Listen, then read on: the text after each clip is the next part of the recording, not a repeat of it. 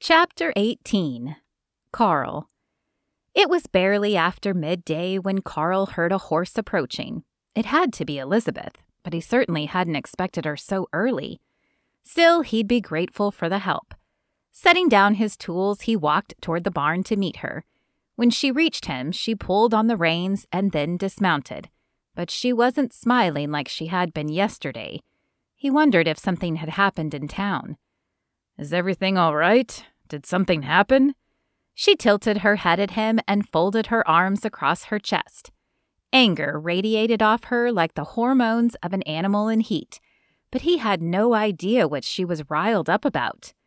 "You could say that. You could have told me that you were in love with Emma and that you proposed to her so that I wasn't blindsided with the information." Carl's mouth fell open as shock and then anger filled him. "Well, first off, I'm not in love with Emma, and I never mentioned us courting because I didn't think it mattered. That was months ago. And who told you anyway?" He couldn't imagine Emma telling her. Not only was she not spiteful like that, but his feelings for her had been a source of discomfort for her, one he knew she'd rather forget. "Not that it matters, but a woman named Rebecca told me. I should have heard it from you, though." She pointed a finger at his chest. "Do you know how much of a fool I feel like knowing that the whole town knows you are in love with another woman?" Carl narrowed his eyes at her and struggled to maintain his urge to yell. He was angry at Rebecca, who had once been a kind and caring girl, but had changed after Pauline's death. But he was also irritated with Elizabeth. She had no right to raise her voice at him. "Rebecca should not have said anything. It wasn't her place, and it's in the past." "In the past?" The pitch of Elizabeth's voice lifted as she threw her arms out. "How far in the past is it, Carl? Both Rebecca and Emma told me you courted before her first marriage, and then you proposed again before this second marriage." Carl took a deep breath to keep from yelling back at her. "Now wait just a minute. There is truth to those statements, but there were also circumstances that you don't know about." "Yes, I heard about those. You were friends. You figured you belonged together.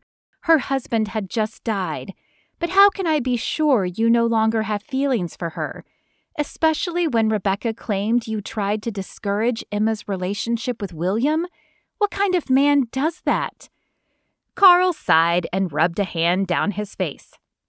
She was the one yelling, yet he felt like he was the one on trial. And though he wished he had handled the situation with Emma and William differently, Elizabeth had no right to judge him for it. "Look, that was not my finest hour. I will admit that I told Emma what I did in hopes of getting her to send William away. But I also thought I was protecting her. She deserved to know William's role in Joseph's death." "And what was William's role in Joseph's death?" "Well, that's a long story, but the short of it is that he was in charge of a group of men, Joseph included, who were sent after an outlaw.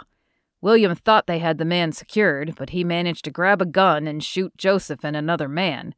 I felt that Emma deserved to know that before she got involved with him, but that was a mistake." Her eyes narrowed to slits. "So you felt she deserved to know in that situation, but that I didn't deserve to know your history with her?" She shook her head and then handed him the reins before turning toward the homestead. "You should have told me." Carl blew out a frustrated breath as he quickly tied the horse up and followed her. Words were not his specialty, and they were certainly failing him today. "I'm not doing a good job explaining it, but please let me try." She glared at him as she pulled open the door, but he wasn't going to let her leave it like this. They may not have a marriage born out of love, though he thought they'd been getting close, but his mother had always told him never to go to bed angry, and he wasn't about to start now. "Look, Emma and I grew up together, and yes, I thought we were going to get married.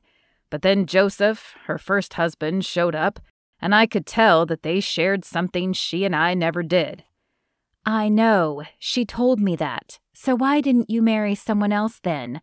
Elizabeth asked, as she pulled out a chair and sat down. Though he wanted to sit down and reason with her, he felt that she was using the table as a barrier between them, and he wanted to honor her feelings, so he leaned against the wall. There weren't a lot of options. In case you hadn't noticed, the men outnumber the women here. You could have asked Sarah or Rebecca. They've both been here a while, right? Yes, I suppose, he said, wondering what she was getting at. But both of them are much younger, and I don't think they were of marrying age the first time Emma married. Regardless, I didn't know them like I knew Emma. When Joseph was killed, I figured it meant Emma and I were supposed to be together. But I think I was more in love with the idea of Emma than the woman she'd grown to be. We never clicked romantically, and when she married William, I knew it was time to move on. Look, I am sorry that I didn't tell you about Emma, and I'm certainly sorry that Rebecca did. He took a breath and rubbed his hand across the back of his neck.